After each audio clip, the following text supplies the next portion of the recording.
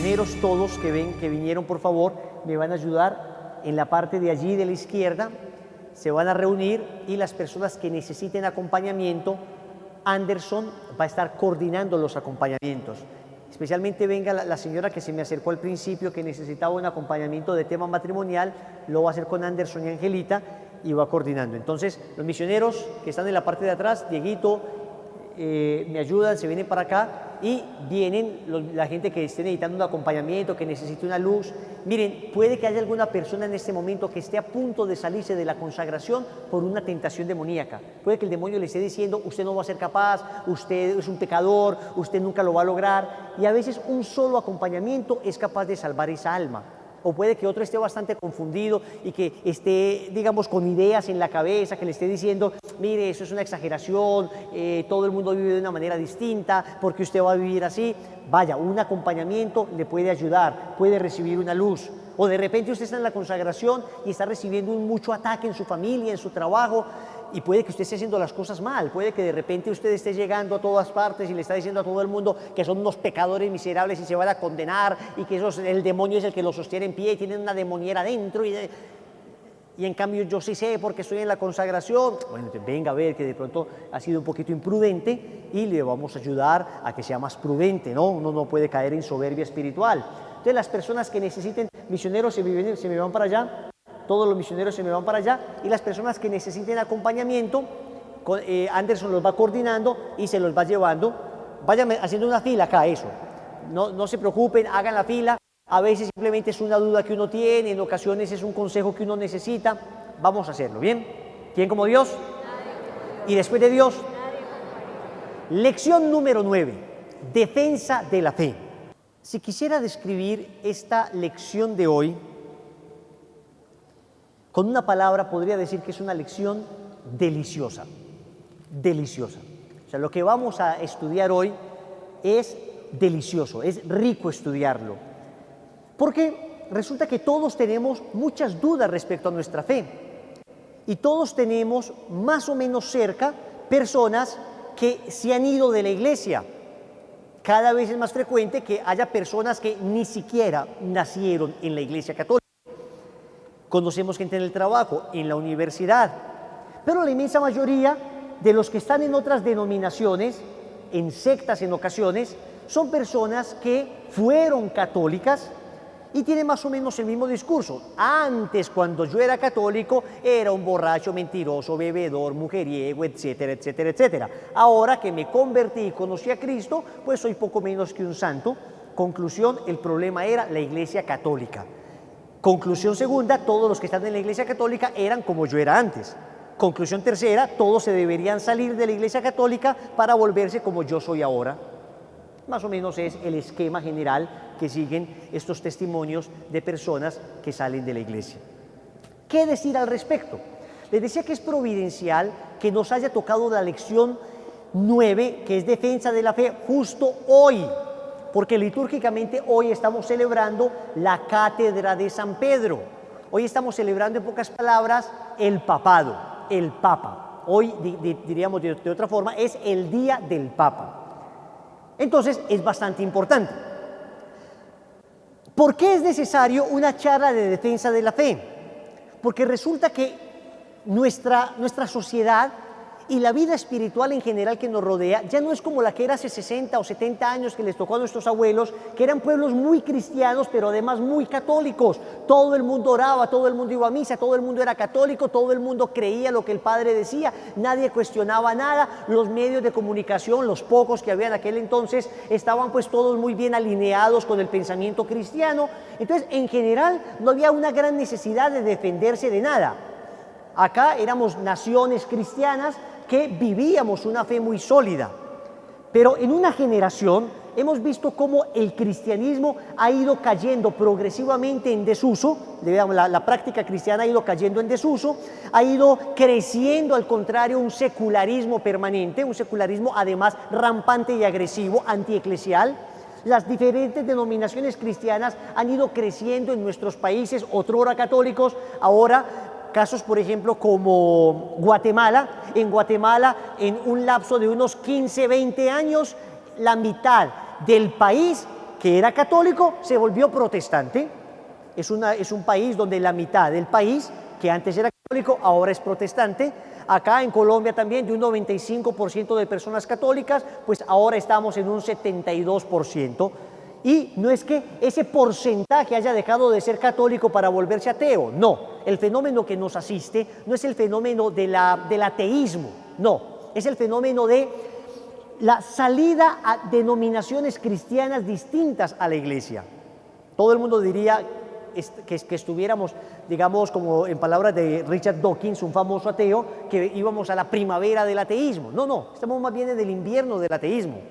La gente no se está volviendo atea, la gente se está saliendo de la iglesia para otras denominaciones. El problema es que cuando se sale también de esas otras denominaciones, cuando llega un desencanto de esa denominación cristiana, la gente tampoco se vuelve atea, sino que se vuelve indiferente. Y el problema real que estamos viviendo se llama indiferentismo religioso, que al lado de la ignorancia son tal vez los dos más grandes males que tiene en este momento la cultura cristiana. Indiferentismo e ignorancia. Indiferentismo, nada me importa. Ignorancia, no sé. Entonces dicen que un niño se le acercó al papá y le dijo, papá, ¿qué es peor? ¿La ignorancia o la indiferencia? Y el papá le dijo, no sé ni me importa. Una manera de resumirlo, ¿no? La ignorancia, no sé, y la indiferencia, no me importa. Hoy asistimos a una sociedad indiferente. Después de ese desencanto llega la indiferencia. Ya encuentras personas que dicen, creo en Dios, pero no en la iglesia. Eso es más o menos el común de nuestros amigos, el criterio común de nuestros amigos. Pues bien, en 45 minutos voy a tratar de resumir al máximo un poco los principios fundamentales de la fe y cómo defenderlos de los ataques. ¿Les parece? ¿Les gusta? ¿Quién como Dios? Nadie como Dios. Y después de Dios, Nadie como María. ¿para dónde vamos? Para el cielo. Entonces abrochen sus cinturones porque empezamos. Y lo voy a hacer de un solo respiro. Por favor, afinen sus lapiceros, anoten todo lo que les vaya a decir. Mucho de lo que les voy a decir está en el libro, otras cosas no. Pero prepárense, van a terminar después de esta charla con el cabello hacia atrás. ¿Qué página del libro? Página 99. Pero no me voy a ceñir a lo que dice el libro estrictamente, claro. En el libro está la sustancia, pero voy a ampliar un poquito el criterio. Nuestro Señor Jesucristo es Dios encarnado, Dios que se hace hombre, Dios que manifiesta en la corporeidad su naturaleza divina.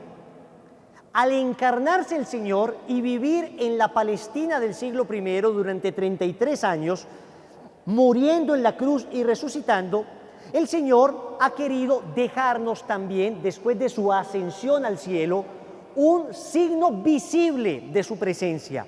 Él hubiera podido quedarse espiritualmente, pero Él ha querido además dejar también una señal visible de su presencia entre nosotros.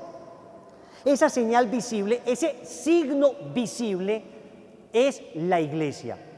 El Señor, repito, hubiera podido quedarse espiritualmente en todas partes, pero al final uno no sabría ni dónde está. No, el Señor quiso quedarse en la iglesia que Él fundó.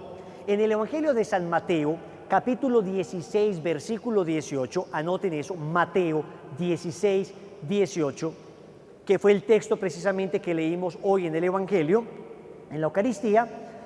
Los apóstoles se encuentran junto con Jesús al norte de Israel, más arriba de Galilea, en un lugar que se llama Cesarea de Filipo. El Señor le pregunta a los apóstoles, ¿quién dice la gente que soy yo? Ya va avanzado el ministerio público de Cristo, ya Jesús ha hecho milagros, ya le conoce mucha gente, y Jesús pregunta, ¿qué dice la gente que soy yo? Y responden unos que Juan el Bautista, otro que Elías, otro que uno de los profetas. Y Jesús le pregunta a los apóstoles, ¿y ustedes quién dicen que soy yo? Simón, hijo de Juan o hijo de Jonás, hijo de Juan según el Evangelio de San Juan, hijo de Jonás según el Evangelio de Mateo, responde, tú eres el Mesías, el Hijo del Dios vivo. Y el Señor mira a Simón, así se llamaba Simón, y le dice, bienaventurado eres tú, Simón, hijo de Juan o hijo de Jonás, porque esto no te lo ha revelado ni la carne ni la sangre. O sea, esto no lo has dicho porque seas muy inteligente, no es una revelación natural, sino mi Padre que está en el cielo. O sea, es una revelación sobrenatural. Y yo a mi vez te digo que tú eres Pedro, que traduce piedra, y sobre esta piedra edificaré mi iglesia, y las puertas del infierno no prevalecerán contra ella. No dice que las puertas del infierno no atacarán a la iglesia, no, dice que no prevalecerán. Se supone que la atacarán, pero no prevalecerán. Y le dice además, te daré la llave del reino. Lo que ates en la tierra quedará atado en el cielo, lo que desates en la tierra quedará desatado en el cielo. ¿Quién como Dios? O sea que el Señor promete la fundación de su iglesia. Digamos que no estaba fundándola en ese momento, pero sobre ti edificaré mi iglesia. Promete la fundación de la iglesia en cabeza de una persona que se llamaba Simón, pero el Señor se acaba de inventar un nombre. Y acaba de inventarse el nombre Petrus. Petra. Petra en griego significa piedra. Eso no era un nombre. Hasta ahí nadie se llamaba Pedro.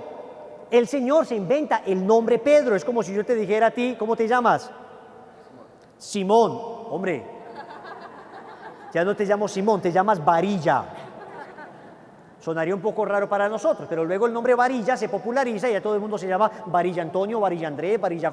Bueno, así más o menos sucedió con Pedro. Pedro es un nombre que se popularizó, pero Jesús inventó ese nombre, piedra. ¿Y por qué le cambió el nombre de Simón a Pedro? Porque él va a ser una alegoría, va a ser una especie de ejemplo, una especie de signo. Entonces va a decir, te llamo piedra porque voy a edificar mi iglesia. Y se edifica sobre piedra. Él lo había dicho ya en el Sermón de la Montaña, por allá, el Evangelio de San Mateo en el capítulo 8, que hay que edificar sobre piedra, porque si se edifica sobre arena, entonces viene la lluvia, viene el vendaval y se arrasa con todo. Él llama a Simón Pedro porque va a edificar sobre él su iglesia. Algunos hermanos protestantes dicen, no, Jesús le dijo a Simón, ahora Simón, yo te digo que tú eres piedra, y después se señaló al mismo, y sobre esta piedra... O sea, Jesús mismo, sobre esta piedra edificaré mi iglesia. Y yo siempre le he preguntado a mis hermanitos protestantes algo que no ha sabido responderme. Les digo, oiga, y si Jesús quiere edificar la iglesia sobre él mismo, ¿para qué le cambia el nombre a Simón? O sea, ¿con qué razón? ¿Para qué le va a llamar a Simón piedra para decir que luego sobre él Jesús va a edificar la iglesia? No, le hubiera dicho Pedro, muy bien lo que acabas de decir, qué belleza, públiquelo en Facebook, cambie de estado, maravilloso, eso sí, sobre mí, que soy la piedra, voy a edificar la iglesia. No, Jesús le cambia el nombre a Simón por piedra porque ese cambio de nombre tiene una utilidad, es para algo que cambia el nombre. Y lo cambia para decir que sobre él, frágil pecador, va a edificar su iglesia. Es como que yo le dijera a Simón, yo quiero que Simón endulce a todo el mundo. O sea, que es una persona dulce, tierna. Entonces yo digo, Simón, ya no es Simón, ahora te llaman McFlurry. ¿Conocen el McFlurry, no? Esa cosa dulcísima de McDonald's. Esa cosa que te tomas y te terminas con un coma diabético. El McFlurry. Entonces, ya no te llamo Simón, tú eres McFlurry y contigo endulzaré el mundo. Sería muy consecuente lo que estoy diciendo. Pues si te cambio el nombre y te pongo una alegoría como a McFlurry, que es algo dulce, pues es para que tú seas el que endulces. Sería muy extraño que yo dijera, tú eres McFlurry, te hago un lado y yo voy a endulzar al mundo. Pues entonces, ¿para qué le cambias el nombre? Simplemente di que tú eres el McFlurry o McFlurry. No. Si le cambias el nombre es porque vas a utilizar esa alegoría para algo. Eso es lo que hace Jesús. Va a edificar sobre Pedro, que su iglesia. ¿Quién la va a edificar? Él, Jesús. ¿Pero sobre quién? Sobre Pedro. Ahora van a decir, pero Cristo es la piedra angular. Claro, Él es la piedra angular. La piedra que desecharon los arquitectos es ahora la piedra angular. Pero Pedro es la piedra base sobre la que se edifica. ¿Y por qué esto es tan importante? ¿Y por qué les hablo de Pedro? Porque si nosotros tenemos claro que Pedro es la base sobre la que Cristo edifica la iglesia, entonces podremos hoy, en medio de 45,000 iglesias distintas que se atribuyen ser la iglesia de Cristo, con ese dato de Pedro podríamos nosotros rastrear la iglesia auténtica. ¿Cuál es la iglesia auténtica? La que venga directamente de aquel que es la primera piedra sobre la que se edifica la iglesia. Por eso es tan importante entender que Pedro fue no solo el primer apóstol. Evangelio de San Mateo, anoten. Evangelio de San Mateo, capítulo 10, versículo 1. Dice Evangelio de San Mateo 10:1.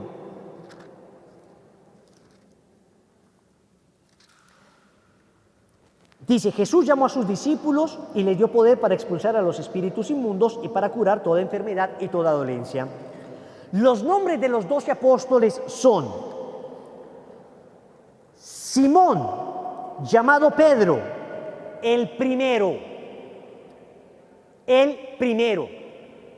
Bueno, si el Señor va a empezar a nominar o a numerar cardinalmente a los apóstoles, debía ser, y su hermano y su hermano Andrés, el segundo debería decir, y después debería decir, el tercero, Santiago, el cuarto, Juan. No.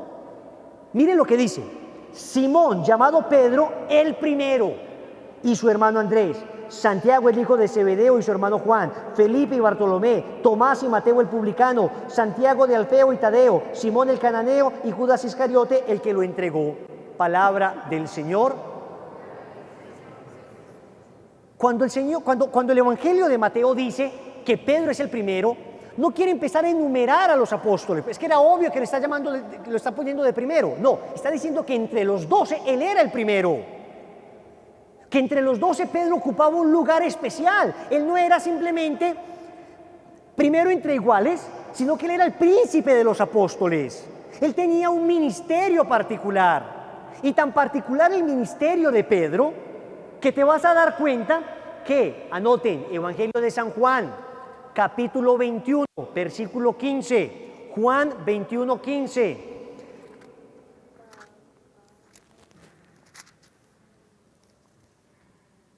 Estamos en la resurrección de Cristo, el día de la resurrección, el domingo siguiente al domingo de la resurrección. Este se llama la segunda multiplicación, la segunda pesca milagrosa. Estamos en el acontecimiento de la segunda pesca milagrosa. Y dice, después de haber comido, preguntó Jesús a Simón Pedro, Simón, hijo de Juan, ¿me amas más que estos? Respondió él, sí, Señor, sabes que te quiero. Jesús le dijo, apacienta mis corderos. Y le vuelve a preguntar, y le vuelve a decir, apacienta mis corderos. Y le vuelve a preguntar, y le vuelve a decir, apacienta mis ovejas. Ahí cambia por corderos o ovejas, tiene un significado, pero el día de hoy no es para explicar todo esto.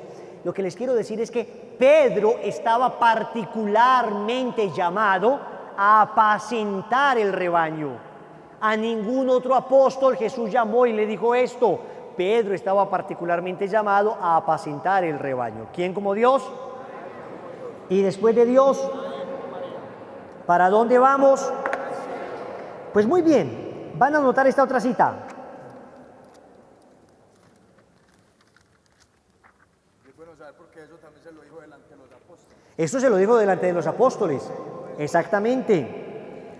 Van a anotar Evangelio de San Lucas, capítulo 22, versículo 31. Miren lo que le dice Jesús a Pedro. Simón, Simón, mira que Satanás ha pedido poder para zarandearlos como el trigo, pero yo he rogado por ti. El Señor le está hablando a los otros apóstoles, le está hablando a Pedro, por ti, para que no te falte la fe. Y tú, después que hayas vuelto, confirma a tus hermanos en la fe. Palabra del Señor. El Señor le dice a Pedro que sea él el que confirme a sus hermanos en la fe. Pues resulta que después de Pedro, San Pedro, vino San Lino. San Lino. Después, San Anacleto. Después, San Clemente. Y podemos venirnos así y llegar al Papa Francisco.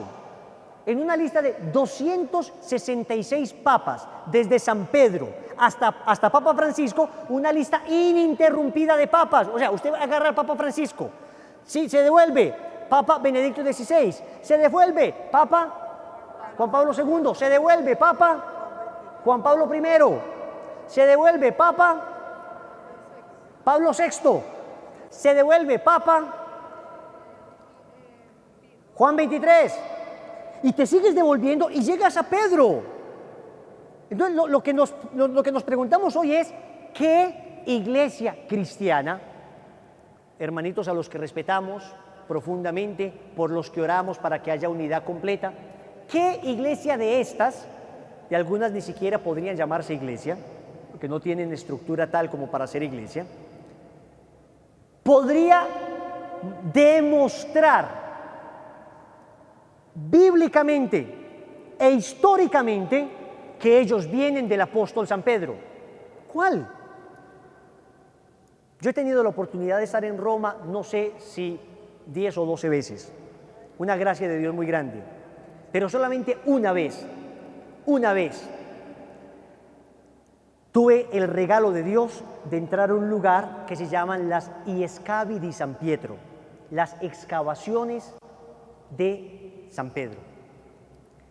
Debajo del Vaticano hay una necrópolis completa, porque de hecho el Vaticano en el siglo I no era lo que vemos ahora, no era la plaza de San Pedro con la Basílica de San Pedro, no, el Vaticano era un cementerio, y era un cementerio, pues precisamente ahí fue que crucificaron a Pedro al revés, y ahí es que estaban los restos del apóstol San Pedro, por eso el Vaticano se erigió en el lugar donde está.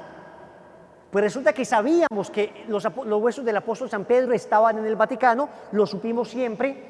La primera iglesia del siglo IV fue la iglesia de Constantino, la iglesia constantiniana, el primer Vaticano que hubo, pero después en el siglo XV y XVI se reforma y se hace el actual Vaticano. Y resulta que sabíamos que debajo del altar principal de la iglesia de San Pedro estaban los huesos del apóstol San Pedro, lo sabíamos por tradición, pero nadie nunca se había atrevido a hacer unas excavaciones para ver si estaban allá. Pablo VI se atrevió a hacerlo. Es decir, nosotros somos la generación, porque Pablo VI es de hace nada, somos la generación que nos tocó confirmar con la ciencia lo que las generaciones pasadas creyeron por la fe. Las generaciones pasadas estaban seguras que ahí estaba San Pedro. Pues resulta que hicieron las excavaciones y, oh sorpresa, encuentran la tumba del apóstol San Pedro, arqueológicamente demostrado, y no hay lugar a dudas que donde el Papa celebra la Eucaristía, ahí debajo del altar mayor, justo unos metros hacia abajo, están los restos del apóstol San Pedro. Y lo podemos asegurar ya, no como una hipótesis de fe, sino con una certeza arqueológica absoluta. ¿Quién como Dios? Pregunto con cariño, ¿qué otra iglesia puede demostrarnos que tiene los huesos de los apóstoles? ¿Qué otra iglesia puede vincularse a los orígenes del cristianismo de una manera tan radical? Pero es que si estás en Roma, te vas después a las afueras de Roma, a un lugar que se llama la iglesia de San Pablo extramuros, y encuentras allá arqueológicamente demostrado también que están los restos del apóstol San Pablo. Pero es que si te vas para Venecia, no solamente te debes extasiar con el salón de baile más lindo de Europa, así llamó Napoleón a la Piazza di Venezia, que es bellísima, sino que vas a entrar a la bellísima Basílica de San Marcos. Y cuando entres a la bellísima Basílica de San Marcos, no te vas a dejar maravillar por el techo todo hecho con pan de oro, porque eso no es lo importante de esa iglesia, sino que te vas a extasiar cuando llegues al altar mayor, porque ahí están los restos del apóstol San Marcos. San Marcos, el escritor del Evangelio. Pregunto con humildad, ¿qué otra denominación cristiana podría decir que viene de los apóstoles?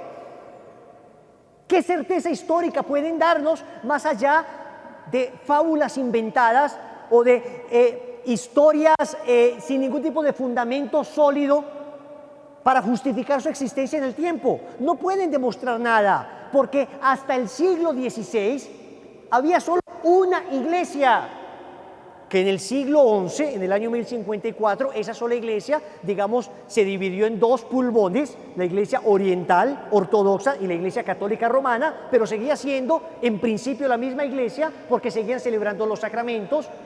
Nos une a los ortodoxos el amor a la Virgen María, nos une a los ortodoxos la liturgia, nos une a los hermanos ortodoxos la sucesión apostólica, pero acá difícilmente en Colombia encontrarás una iglesia ortodoxa seria.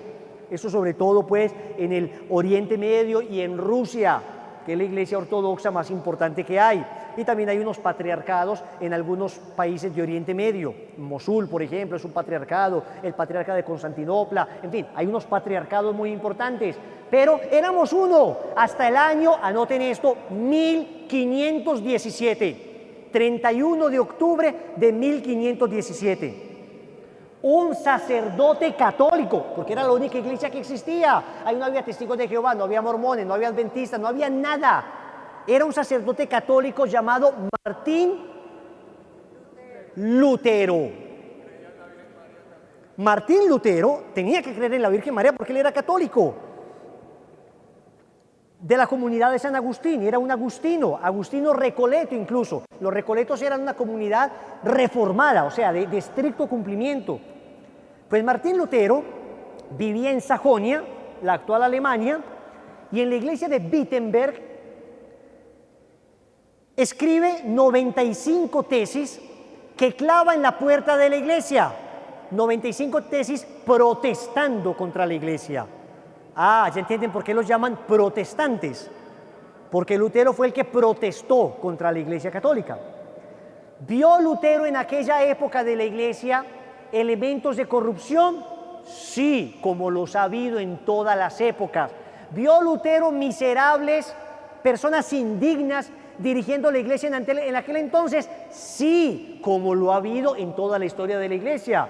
Pues este Pedro, este Simón que Jesús llama Pedro, Mateo 16, 18, versículos más adelante, recibirá del Señor una reprimenda tremenda. Jesús le dirá, unos versículos más adelante, apártate de mí, Satanás. Es que Jesús no está diciendo que va a fundar la iglesia con personas perfectas. Es más, en ese mismo capítulo le dice Satanás para demostrar que él, Pedro, no será el que edifique la iglesia, que sobre él Cristo la edificará, pero finalmente es la iglesia de Cristo. Y los hombres miserables y débiles, los apóstoles eran más miserables y débiles que cualquiera, terminaron dejando a Jesús solo, terminaron negándolo, terminó entregándolo uno, otros huyendo. Es que esto no es nuevo en la iglesia, que haya miseria en la iglesia no es nuevo. Lo increíble no es que haya miseria en la iglesia, lo increíble es que toda la miseria junta que ha habido en la iglesia no ha sido capaz de acabarla. Eso es lo increíble, no ha sido capaz de destruirla. Ese es el milagro moral de la pervivencia de la iglesia. La iglesia subsiste por un milagro de Dios, porque no es el ingenio humano, no es la santidad de los hombres. Más bien hemos sido escandalosamente pecadores y el Señor sostiene la iglesia. Pues en la época de Lutero la cosa era feíta y había por ahí unos papas de dudosa reputación. Pero el problema real de Lutero no fue la inmoralidad de la iglesia. El problema real de Lutero fue una mala interpretación bíblica. Lutero era profesor de Biblia en la Universidad de Wittenberg, en Alemania, en Sajonia, y tomó el texto de Romanos, él era profesor de la carta de los Romanos, tomó el texto de Romanos 3:28 y lo interpretó mal. Romanos 3:28 dice que el hombre no es justificado por las obras de la ley, sino por la fe. Dice textualmente, el hombre es justificado por la fe y no por las obras de la ley. Lutero leyó ese texto mal y dijo, pues entonces uno no necesita hacer obras buenas, uno no necesita hacer sacrificios, uno no necesita ni siquiera dejar de pecar, lo único que usted necesita para salvarse es fe en Jesucristo. Y llegó a decir Lutero que él podría adulterar 1000 veces en un día y que eso no le afectaría para nada a su salvación si tiene fe. El problema de Lutero fue un problema grave. A partir de eso, Lutero funda su iglesia, Iglesia Luterana. De Lutero se separa Zwinglio. De Zwinglio, Juan Calvino John Knox, después Enrique VIII, después, y así van surgiendo unos y otros se separan, y todo el mundo con la Biblia en mano a decir, nosotros tenemos la verdad, todos se equivocaron, somos la iglesia de Cristo, somos la iglesia verdadera. Lutero, que hablaba belleza de la Virgen, y llegó a escribir un bellísimo comentario, el Das Magnificat, sobre el Magnificat. Lutero dice que no hay criatura más santa que la Virgen María, pero a pesar de eso después va a decir que la Virgen María pecó, que la Virgen María era una pecadora, igual que todos, que finalmente nadie es santo. O sea, Lutero tiene de hecho muchas inconsistencias en su doctrina. Cuando tú estudias detenidamente a Lutero, te das cuenta que él evoluciona mucho en sus ideas, que ahora dice una cosa, después va a decir otra, después va a decir otra, y finalmente uno no termina de saber bien en qué creía Lutero. Y el problema con Lutero es que se inició el protestantismo. Antes de Lutero, Iglesia Católica. Después de Lutero, 40.000 iglesias distintas, desde los nombres más sofisticados hasta los nombres más graciosos. Iglesia, el sombrero de Dios. El sombrero de Dios fue la última que escuché. Entonces, hoy tenemos 40.000 denominaciones distintas y todas defienden con la Biblia ser la verdadera. Lo que hay que decirle a estos hermanitos es lo siguiente.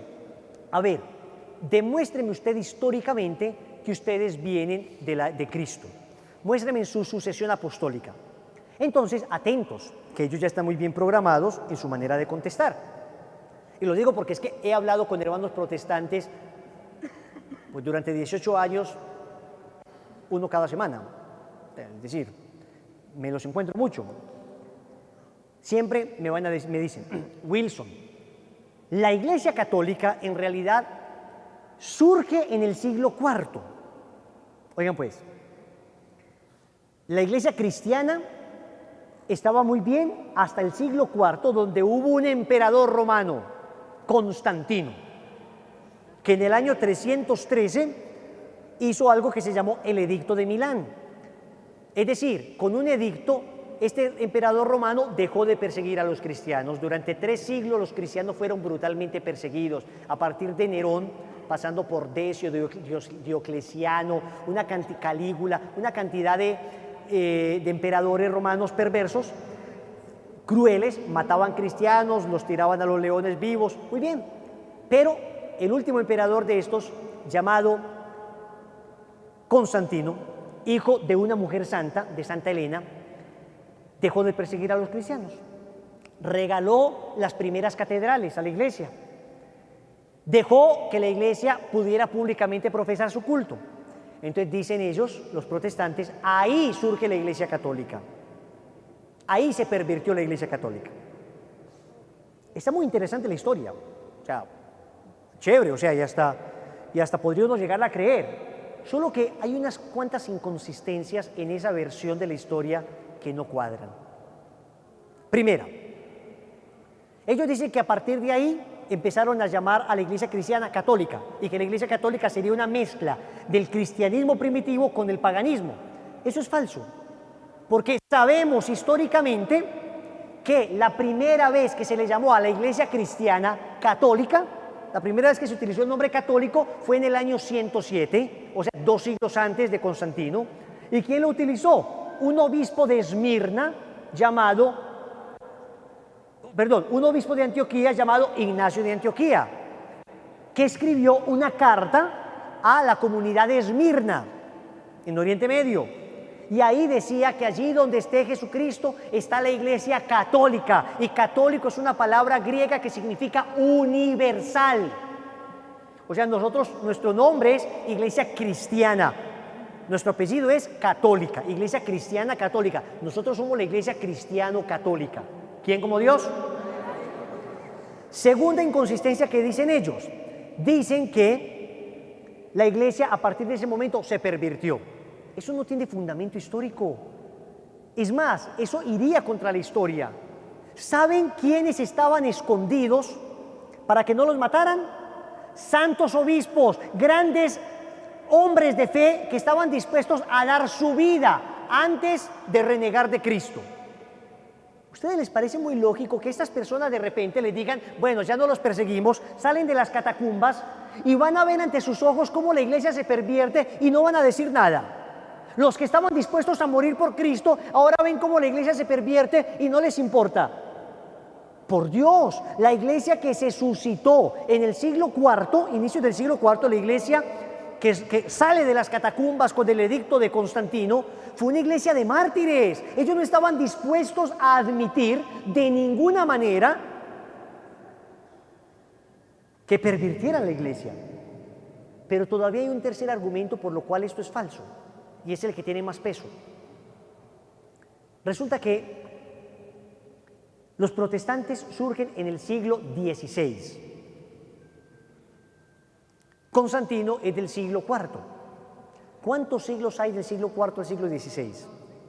12 siglos.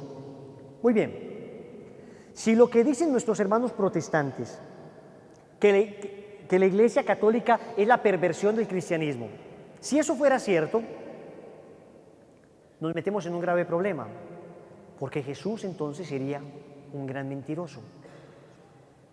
¿Y por qué Jesús sería un gran mentiroso? Porque Jesús prometió que las puertas del infierno no prevalecerían contra la iglesia. Y, oh sorpresa, en el siglo IV las puertas del infierno prevalecen contra la iglesia y durante 12 siglos, hasta que surge el protestantismo, que sería entonces la versión original del verdadero cristianismo, ¿no? Durante 12 siglos la iglesia se pervirtió y durante 12 siglos la gente se condenó.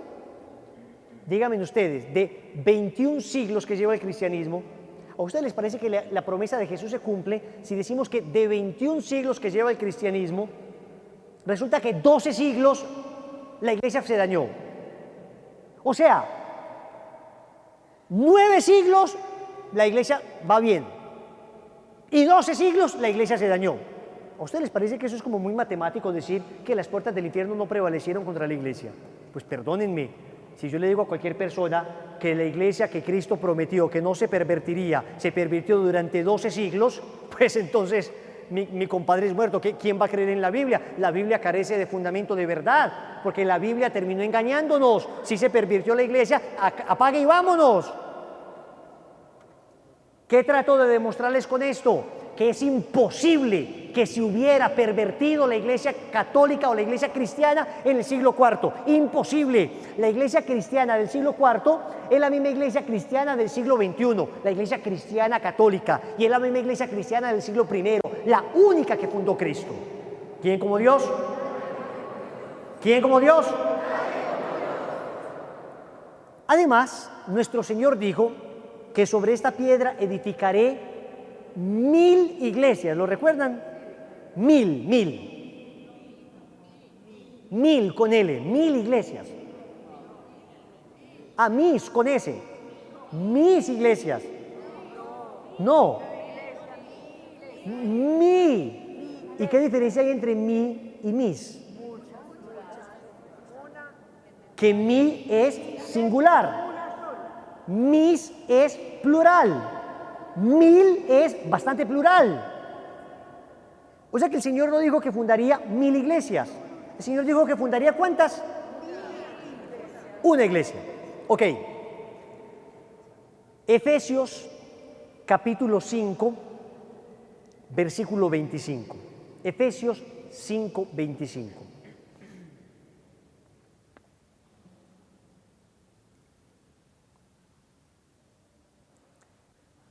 El apóstol San Pablo dice que la iglesia es la esposa de Cristo. Anoten eso. La iglesia es la esposa de Cristo.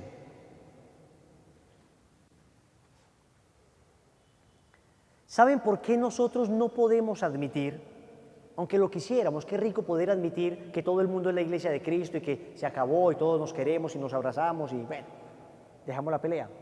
No, pero es que la razón por la que no podemos admitir que otras iglesias son la iglesia de Cristo, por lo menos en plenitud, y debemos admitir que hay una sola iglesia, es por lo siguiente: ¿cuántas esposas puede tener una persona? No falta el chimbenguenchón que diga 5. No. ¿Cuántas esposas puede tener una persona? ¿Cuántas? ¿Y cómo se le dice al hombre que tiene una esposa y tiene por ahí 5 o 6 amantes? Promiscuo, polígamo, están muy cultos. Perro, acá ya perdimos la cultura. Porquería inmunda. Acá ya, rata inmunda, animal rastrero, acá ya salen las heridas. Muy bien.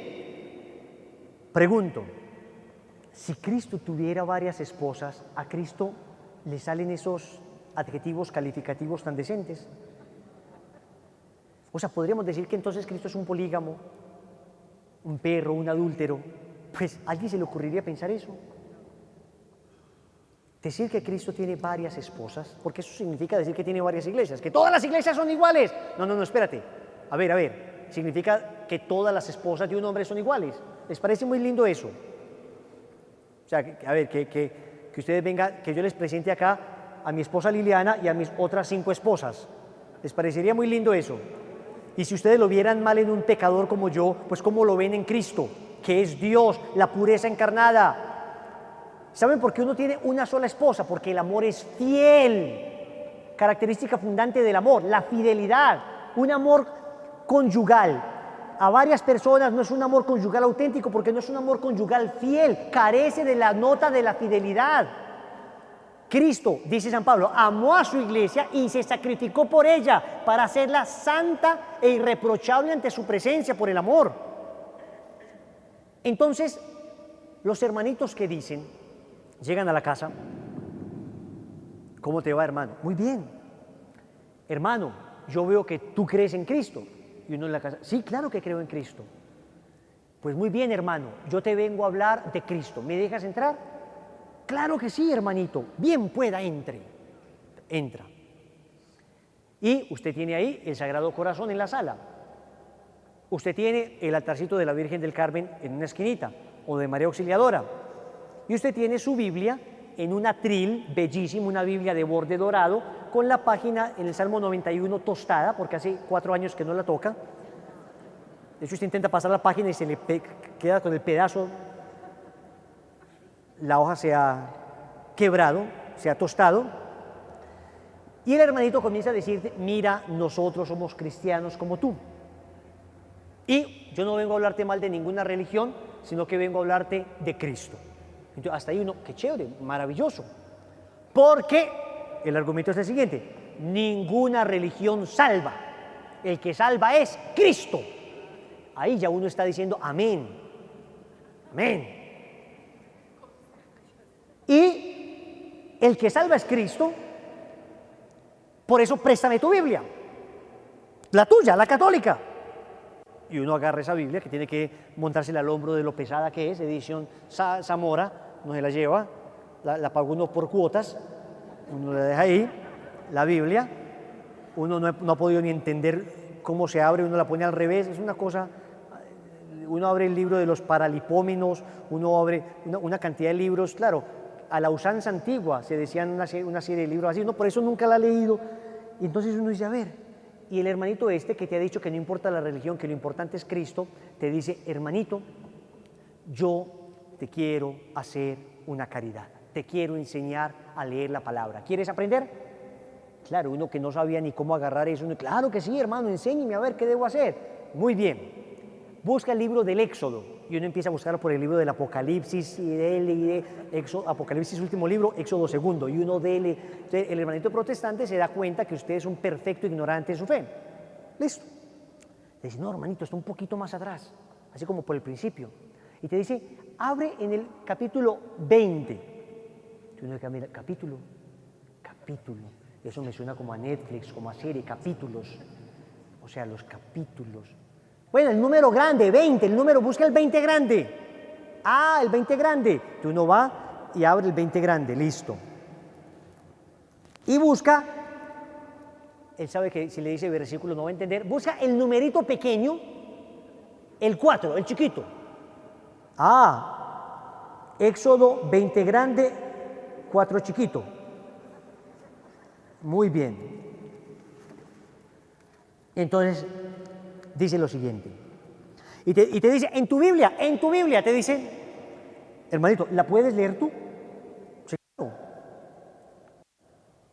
Ojalá se encuentre pues un católico que sepa leer por lo menos, pues para que no quedemos tan mal. Pues dice, no te harás escultura ni imagen alguna de lo que hay arriba en los cielos, ni abajo en la tierra o en las aguas debajo de la tierra. No te postres ante ellas, ni les rindas culto, porque yo, Yahvé, porque está leyendo tu Biblia católica, tu Dios, soy un Dios celoso, que castiga la iniquidad de los padres en los hijos hasta la tercera y cuarta generación de los que me odian. Pero tengo misericordia de 1000 generaciones con los que me aman y guardan mis mandamientos. Palabra de Dios. En tu Biblia católica, en tu casa católica, ante la imagen del Cristo y de la Virgen María. Y entonces usted ya empieza como a ponerse nervioso, ¿cierto? Y el hermanito, muy cordialmente, porque todo hay que decirlo, la inmensa mayoría de ellos están muy bien entrenados para ser amables, te va a decir, mira, la Biblia dice que no te debes hacer imagen ni estatua de lo que hay arriba en el cielo. Y yo, con todo respeto, quiero decirte que, ¿tú en qué iglesia estás? Ah, en la católica, la de la parroquia, la de las empanadas esas de la parroquia, muy ricas, unas empanadas solo vaticanas, solo papa. Y entonces, ¿qué vaticanas? Solo papa, ni mugre carne. Y entonces el tipo le dice, pues hermanito, déjame decirte que te han engañado. Te había mostrado este versículo antes, nunca en mi vida. Claro, si se acuerdan de cuando en la primera lectura leyeron el libro del Éxodo, la persona estaba ahí. Entonces, no, nunca en mi vida. O sea que es posible que te estén engañando. Oiga, sí. De manera, hermano, dice el hermano protestante, de manera, hermano, que yo te voy a leer un texto del Apocalipsis. El texto del Apocalipsis dice, sal de ella, pueblo mío, sal de la gran ramera, pueblo mío. Un texto muy fuerte. Entonces, yo te invitaría a que vengas a nuestra iglesia y te enseñamos la Biblia. A ver, al principio no, que lo importante no era la religión, lo importante era Cristo. No me has hablado una sola palabra de Cristo, pero al contrario, me has hablado muy mal de mi religión. Y ahora me estás diciendo que lo importante no es la religión, pero mi religión no sirve, pero en cambio la tuya sí sirve. Resulta que el católico era misionero de lazos de amor mariano y se saca la medallita. Y el misionero se destapa y le dice, vea, querido hermano, esto es un caso ficticio, no es que haya sucedido.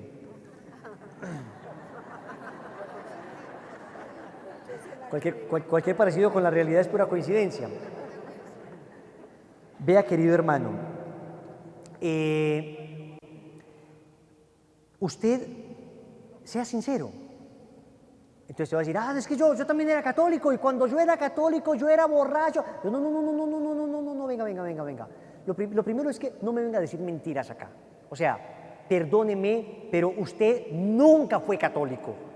Usted no me diga, cuando yo era católico. A ver, ¿usted era católico? Dígame cuántas veces se leyó el catecismo de la Iglesia Católica. Bueno, dígame en qué partes está dividido el catecismo. Dígame las 4 partes del catecismo. Dígame en qué curso bíblico de la parroquia estaba. Dígame a qué parroquia asistía. Dígame cuántas veces fue a misa y se la pasó despierto. ¿Usted era católico? Dígame las 14 obras de misericordia. Dígame los 5 mandamientos de la Iglesia. A ver, ¿qué católico era usted? No diga mentira. O sea, usted tiene todo el derecho a creer en lo que quiera, pero no ande por el mundo diciéndole a la gente, cuando yo era católico. Eso es mentira. Usted jamás fue católico. Usted diga, cuando yo era un mal católico, ignorante, un católico totalmente desinformado, pues llegó una persona con algún conocimiento bíblico y me robó lo poquito de fe que tenía. Eso es lo que debe decir. Haga la presentación con sinceridad, pero no venga a decir que cuando usted era católico, porque, perdóneme, usted jamás fue católico. Porque si hubiera sido católico, jamás hubiera dejado que le robaran su fe. la fe de 2000 años. Uno no pierde la fe de 2000 años, con todo respeto, por una fe de una iglesia que nació ayer en la esquina de Zamora, o en la esquina de Patio Bonito, donde sea, perdóneme, o fundada no sé por qué gringo. Yo soy de la iglesia que fundó Jesucristo hace 2000 años, que lleva 2000 años con una lista de 266 papas, una lista ininterrumpida. La iglesia que conservó la Biblia durante estos 2000 años, porque cuando Martín Lutero era profesor de Biblia, tenía Biblia porque la iglesia católica durante 16 siglos la conservó. Y ese cuentico de que antes la iglesia no dejaba que leyeran la Biblia, mentira. Martín Lutero era profesor de Biblia, el padre del protestantismo era profesor de Biblia. Si la iglesia no quería que leyeran la Biblia, ¿por qué Lutero la leía? No venga con esos cuentos. Y que hubo papas malos. Sí, ¿sabe cómo se llamó el primer papa malo? San Pedro. Y si tiene algo contra San Pedro, entonces lo primero que tiene que hacer es quemar las 2 cartas de Pedro que aparecen en la Biblia, porque él escribe 2 cartas. Y todos los pasajes en la Biblia que hablen de San Pedro, también quémelos, si vamos a hablar de gente mala. Eso sí, porque los únicos malos son los de la Iglesia Católica. Los de las otras iglesias todos son inmaculados. Nadie ha pecado. Nunca ha habido un solo escándalo jamás de dineros, de corrupción, de violaciones. Eso no se da sino en la Iglesia Católica. Le muestro ya una lista de 50 noticias en todo el mundo donde han estado escandalizando terriblemente pastores evangélicos también. Pero la idea no es discutir sobre personas, hermano. Si usted me viene a decir a mí las miserias de la Iglesia Católica, yo le puedo mostrar las miserias de su iglesia también. Acá el tema no es la miseria personal, acá estamos hablando de temas teológicos y doctrinales. Muéstreme usted con argumentos que usted viene de la era cristiana, de la primera era cristiana. Y yo le voy a explicar todos estos pasajes bíblicos que hace 2000 años nos estamos leyendo. Hace 2000 años. La iglesia sabe que Éxodo capítulo 20, versículo 4 dice que no se hagan imágenes. Lo curioso es que Éxodo capítulo 25, versículo 18, Éxodo 20, o sea, 5 capítulos después, el mismo Yahvé que prohibió a Moisés, entre comillas prohibió las imágenes, le dice: harás además 2 querubines de oro macizo que ocuparán los 2 extremos del propiciatorio. El primer querubín irá a un extremo y el segundo querubín irá a otro.